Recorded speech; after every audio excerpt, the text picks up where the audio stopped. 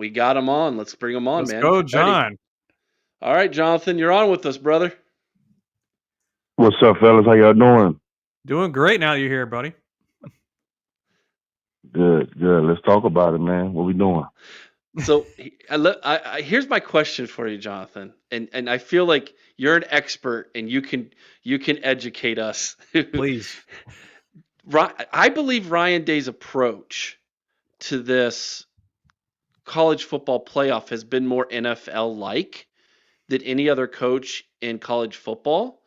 And maybe you can let us in on some insights as to what the approach is comparable to what maybe college was like, and maybe why that is a benefit for Ohio State and why they're going on the run they are. I don't think it's really about Ryan Day's approach. I think it's about where college football is right now. Obviously, in previous years, if we would have lost that Michigan game like we have, that was it. You know what I'm saying? We had one bowl game, no opportunity to win a national championship. This year is the first year that is totally different. So I think what you saw, man, was a team that felt disrespected.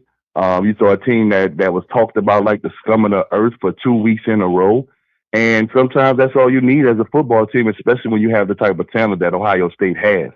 I think that they just done a phenomenal job of blocking out the outside noise, outside of the Woody Hayes, continuing to work hard, and they got hot at the right time. And I just think everything is lining up, and I think the Michigan loss really fueled these guys. Yeah, that makes a lot of sense. I think that's what they've been saying all along, isn't it? That like they've been saying like, look, we've been hearing how terrible we are for 3 weeks. We wanted to show the world, got that chip on your shoulder. What's it like, John, when you get into a game like that and everybody's doubting you? I'm sure people were doubting you in that first Michigan game where you went off. Is like that you couldn't beat them, and yeah, you guys went in there and did it. Oh man, it's a miserable place to be. You know what I'm saying? I was literally just tired of hearing about Michigan at that point my senior year. Now, mind you, we had beat them. We roughed them up my freshman year. We punished them at home, but we had won up there since 1987. So it had been like 14 years since we got a victory up there. So I was literally tired of hearing about it, man. And like I said, and all the pressure just so happened to be on me that day because our quarterback got suspended the Yep. week before. We really didn't have a deep passing game at all. So I knew it was going to be all on me, man. And luckily, the offensive line was amazing. Craig Krenzel didn't turn the ball over, and the defense was lights out, and we was able to change the rivalry. Absolutely. That was one of my favorite games ever as a Buckeye fan watching you guys because I had no expectations. I was like, look, just be competitive. And you guys went in there and got it done. And it just starts off the Tressel era. And I was actually sad that was your senior year. I wanted to see a couple more years of you with Tressel. Oh man, you and me both. I would have loved to play for Tress for 4 years, to be quite honest with you. But it worked out how it worked out, and everything worked out, man. So Tress went 9-1, and that's all that matters. Yeah, absolutely. Let me ask you something. How did Tressel like prepare for that game specifically? Because it was his first year, obviously, and he promised it, how Mhm. 180 days prior that you're gonna be proud of our boys up in Ann Arbor. How did he prepare for that game? It really wasn't even about that game. Well, I mean, there was a lot of special things that were put in place for that game. Let me say that. But he just prepared us like mentally as far as understanding the whole tradition of Ohio State. I mean, we had to go back and write letters to our parents. We had to go back and write our goals down. We had to learn about the history of the school. I mean, he made us do things, that was like unprecedented. That was totally opposite from what we were used to. So when the Michigan game came, I mean, he put a clock in the weight room the whole year. I mean, everywhere you went, we had a Michigan practice during spring. Like we started preparing for Michigan in the spring ahead of the game. That was new. So Tress changed everything about the seriousness of that game and the way he prepared for it, and that's why he was successful. And that's probably because he was from Ohio, and he really understood what it was about. And you're obviously a Day fan from the comments, and I appreciate that. I mean, do you think there's anything different Day is doing, or is it just the same kind of routine? It's just a cyclical thing, and sometimes it just happens. Honestly, man, I really believe that him having Maurice Corrett around him is helping him out. I think it's helping his personal confidence. I think it's helping him to be more calm on game day. There was a time when Ryan Day was cussing everybody out, and I'm like, man, you look like Urban Meyer, bro. That's not your style. Like, just Yeah. chill. You know what I mean? So Hmm. I watched him. I literally watched him and Corrett on the field before the game. He was calm. He was chilling. He was laughing. I just think that That pressure's off him. He still has a chance to win a championship. And like I say, man, if this man wins a championship, I don't want to hear nothing about Ryan Day for 5 years. I want all Buckeye Nation to hush it up. We got a 5-year period. This man winning the championship right now. That's all I'm saying. Yeah, I see what you're. Yeah, I agree. If he wins, he's not going anywhere for quite a while, and it's quite frankly, there should be no questioning if he's the coach or not. I agree. Yeah. So what about the Maurice Clarett relationship? Do you think sparked that calmness in Ryan Day? I mean, Clarett is a national champion. I mean, he was a major part of us winning the championship, so he has national championship DNA. And that's what I don't understand about a lot of these programs. They like to keep outsiders around the players, but when it comes to the former players, it's like they don't want the former players around the current team. And that makes zero sense to me. And it's a lot of organizations that move like that. You know what I mean? So I think that having him around and understanding what it takes to actually win a championship, that's resonating with the football team. And I really think that him having Clarett around him, man, has helped him a lot. And Clarett obviously has rebounded in his life, and we're all happy to see it. And frankly, growing up, like I said, around that era we talked about with you and Dressel, Clarett was the next year. I'm obviously a huge Clarett fan. Eric's a Clarett fan. I'm happy to see him around the program again. I'm happy to see he turned his life around, and we're all extremely happy for him. Do you think that his story is resonating with Ryan Day a little bit about the pressure he may have felt as a head coach, and maybe he felt like he wasn't delivering on some things, and maybe now he feels like, okay, everybody deserves that second chance. You're still breathing. You can still get up and get it done, that type of thing. Yeah, of course. Man, all of that plays a part. Man, listen, this is a hard sport. And I heard you guys talking about it earlier.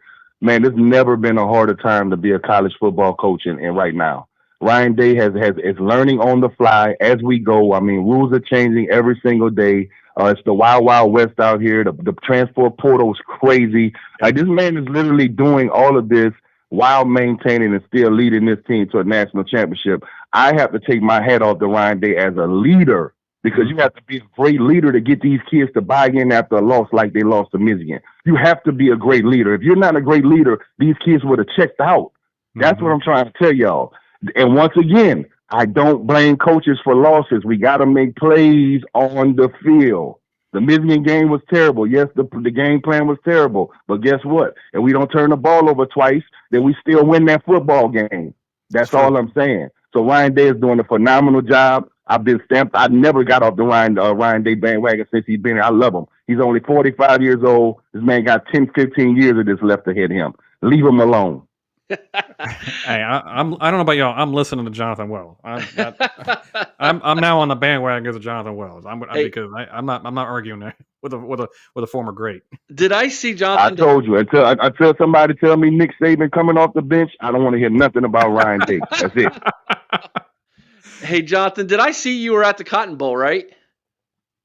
Man, I went viral, man. My video got about 300,000 views on the interception. Nice. Check me out on. Yeah, we went crazy in that thing. You already know it. Yeah, I know it.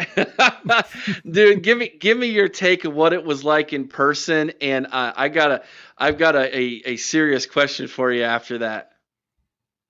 Okay.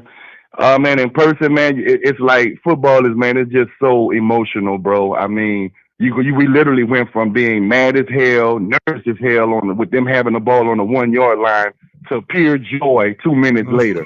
That's the beautiful thing about this sport. I mean, I was literally mad as hell. Like, do you mean to tell me we're really about to have to go to overtime with these people? I'm like, what are we doing? Boom. Next time, now we clowning. That's the beautiful thing about the sport of football, man. It was nothing like being inside of it. If you haven't seen that video, go check that out. It was crazy. It's a great video. All right, so here's my serious question.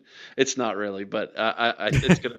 We had a debate last night on the most impactful defensive plays in Ohio State history. We all decided that Maurice Clarett's strip was a defensive play, even though we were on offense when the play started. And then you have what took place, the play you just mentioned with Jack Sawyer. Which one was, in your mind, which one of those two plays was a historical, more impactful defensive play?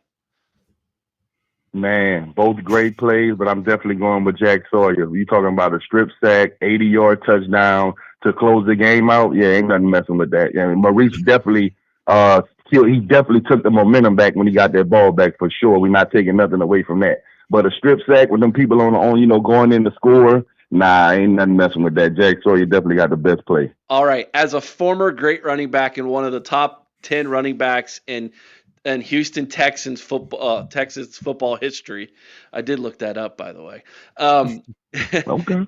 All right. Here's the deal. I want you to, on a scale of 1 to 10, tell me how good Jack Sawyer is at running the football. On a scale of 1 to 10, Yeah.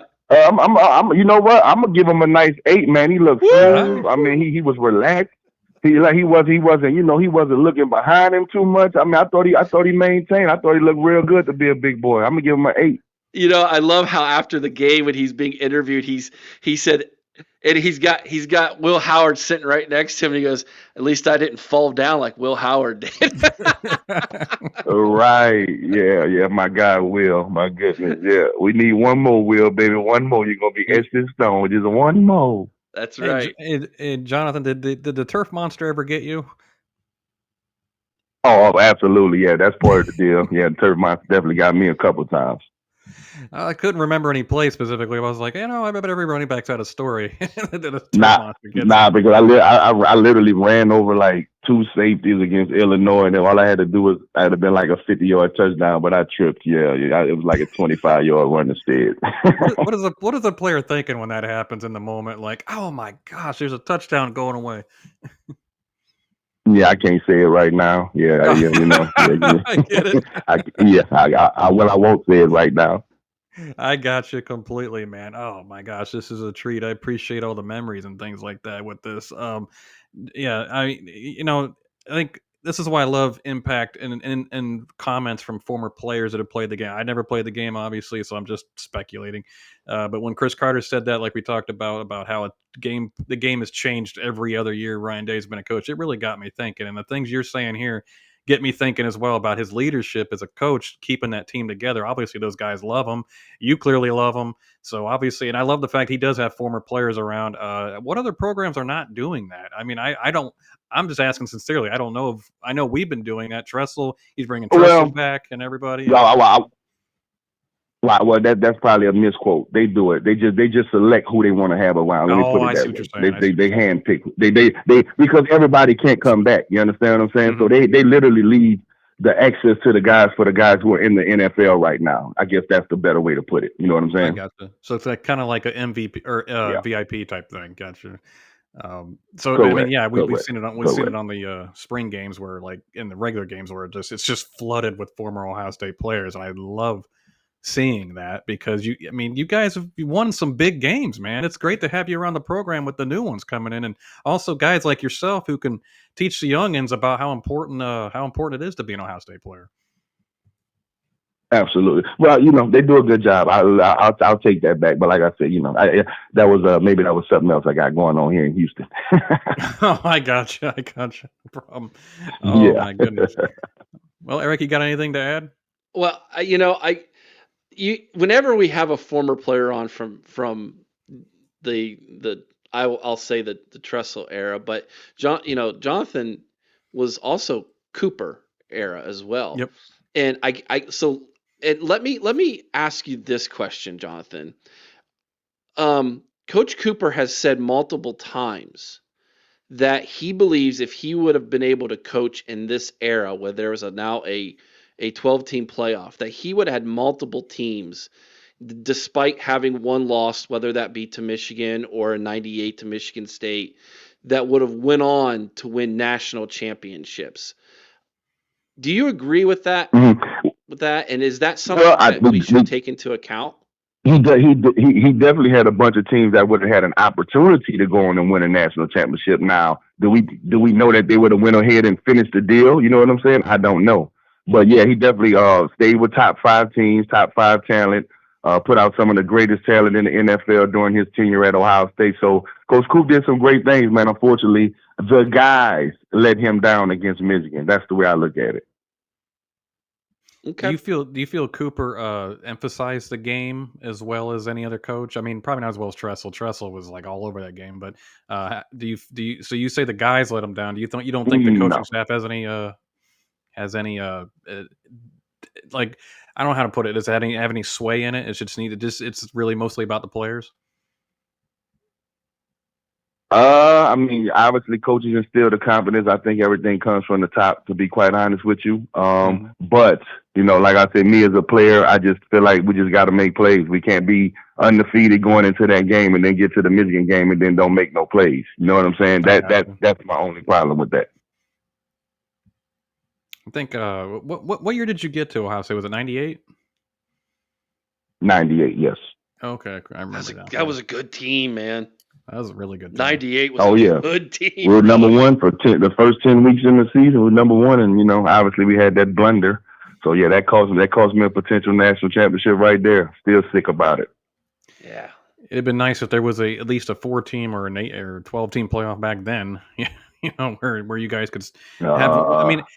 I kind of like what Colin Cowherd said. I'd like to get your thoughts on this. Actually, is like I think college teams are finally being allowed to grow, allowed to get better as the season goes on, and it's not one blip and your season's done. Like the 2015 Ohio State team is like, we all know they would have competed for a title, but they had one blip, and all of a sudden they're playing in the Fiesta Bowl in a game that's kind of like, I don't want to say meaningless. It's never meaningless, but it's not as important as the playoff, obviously. Yeah. Nah. Yep. Well. Now we definitely taking all big bowls, Fiesta Bowls, Sugar Bowls, Rose Bowls. Now all of them are very meaningful. And Coach Tress, I think we went 6 out. I think Tress won 6 out of 10. I think he was a winningest coach during that 10-year of the BCS. Coach Tress won 6 out of 10. So now we take all credit for that. Oh yeah, we should. Absolutely, man. Oh man, this has been sweet. Eric, you got anything last words there? Because I think we're getting long on the show here. Yeah, no, I appreciate you calling in, Jonathan. Man, you're the real deal. I tell you what, we're gonna if you can do video someday, we'll bring you on a Sunday night on our roundtable. We'll do a video and let you interact with the fans if you're game with that, man. Yeah, that sounds perfect. Let's do it. All right, my man. Thanks for calling in, brother. All right, man. Appreciate y'all. Go Bucks, man. Go One Bucks. more to Go go. Bucks.